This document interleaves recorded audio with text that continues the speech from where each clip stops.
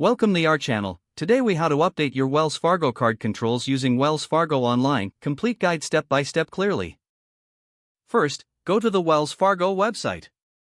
Log in to your Wells Fargo Online account. Enter your username and password. Click the Sign On button to access your account. Once logged in, navigate to the Account Services tab. Scroll down to find the Card Controls section. Click on Card Controls to open the settings. Select the specific card you want to manage. You will see options for controlling your card settings.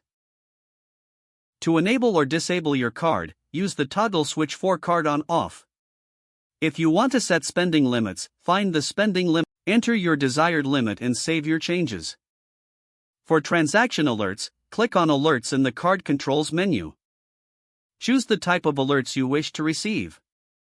You can customize notifications for transactions and spending limits. After making your selections, ensure you save the changes.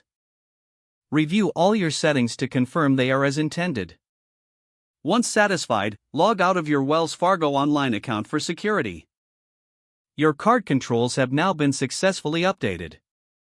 You can revisit these settings anytime through your account. This process helps you manage your card security and spending effectively. If the page does not load, refresh the browser or try again in a private or incognito window. Make sure you are using the correct email address, then retype it carefully to avoid small typos. If your password is not accepted, use the reset option and create a new strong password you can remember.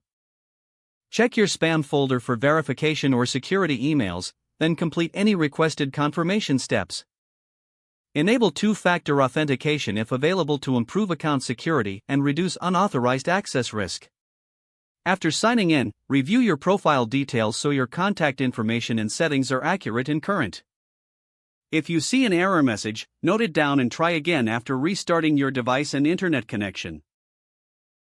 Log out when you finish, especially on shared devices, to keep your account and payment information secure.